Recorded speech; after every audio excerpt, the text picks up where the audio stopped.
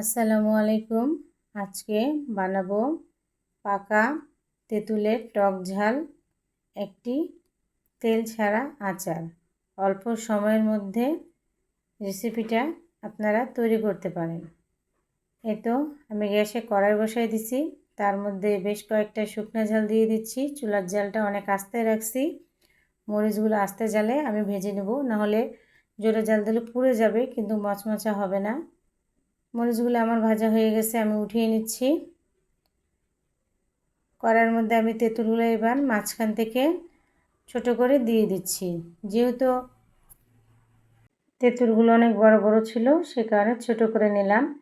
এর মধ্যে আমি চিনি দিয়ে দিলাম। চিনির পরিমাণটা আমি একটু বেশি দিছি, কারণ তেঁতুল অনেক বেশি টক, সেজন্য যেটা টক ঝাল মিষ্টি খেতে হয়। এর মধ্যে আমি অল্প একটু পানি দিয়ে দিলাম, নাহলে চিনিটা গলবে না, এই কারণে। এতে দেখতেই পাচ্ছেন এবার আস্তে আস্তে করে পানি উঠতেছে। এতে পানি উঠে গেছে। আমি তেঁতুলগুলো খুন্তির সাহায্যে একটু করে ভেঙে ভেঙে ছোট ছোট টুকরা করে দেওয়ার চেষ্টা করতেছি। এর মধ্যে সামান্য একটু লবণ দিয়ে দিলাম আমি। এবার একটু নাড়িয়ে নিচ্ছি, মিক্সড করে দিব।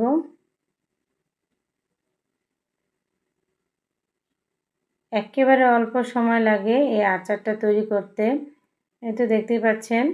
এবার আমি ভাজা মরিচগুলো গুঁড়ো করে, বিচিগুলো কিন্তু একেবারে বাটিনি, আমি গুঁড়ো করে আর কি দিয়ে দিলাম।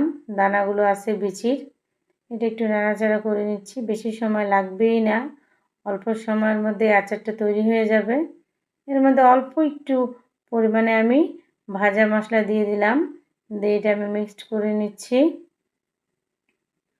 যেহেতু তেল দিইনি আর এমনি তেঁতুলের মধ্যে তেমন কোনো পানি নেই, এই জন্য একেবারে অল্প সময় লাগে এই তেঁতুলের আচারটা তৈরি করতে। দেখতে পাচ্ছেন কালারটা কত সুন্দর হয়েছে, আর একেবারে গাঢ় হয়ে গেছে ঝোলটা। খেতে কিন্তু অনেক মজা।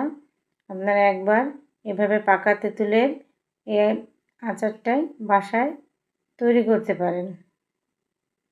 খুবই অল্প সময়ে আমার কিন্তু আচারটা প্রায় হয়ে গেছে। আমি কোনো রকম একটুকু তেল ইউজ করিনি।